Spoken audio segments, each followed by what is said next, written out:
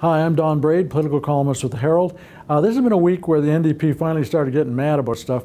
One thing they're really hopping about is the exclusion of Edmonton from the new relaxed employment insurance regulations that give more benefits to people in Calgary, all the rest of Alberta, but not Edmonton.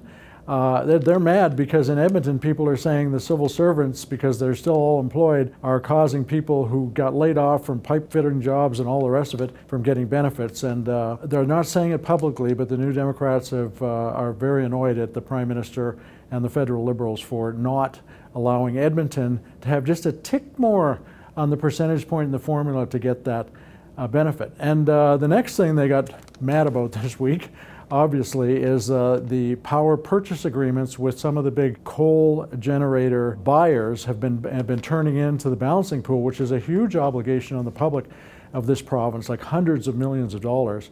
And despite the fact that there's a loophole and a very lax thing about how this is handled in some of these agreements, they're not actually contracts, the NDP and Rachel Notley, the Premier, is now saying very, very vividly, we don't agree, we're going to fight this, and this is probably going to end up in court. It's going to be a mess. What the future of coal is, we still don't know. It looks like coal is leaving a lot earlier than even they wanted it to.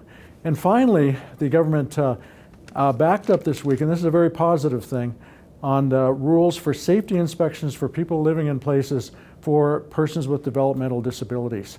The government had imposed a draconian inspection system that was literally forcing landlords to stop housing these people. And instead of making people safe in their homes, the government was going to ensure they didn't have any.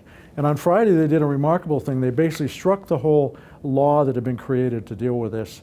The government's showing some serious signs of flexibility, and they certainly are changing and starting to take on some of the people who oppose them. And I think we'll see more of that.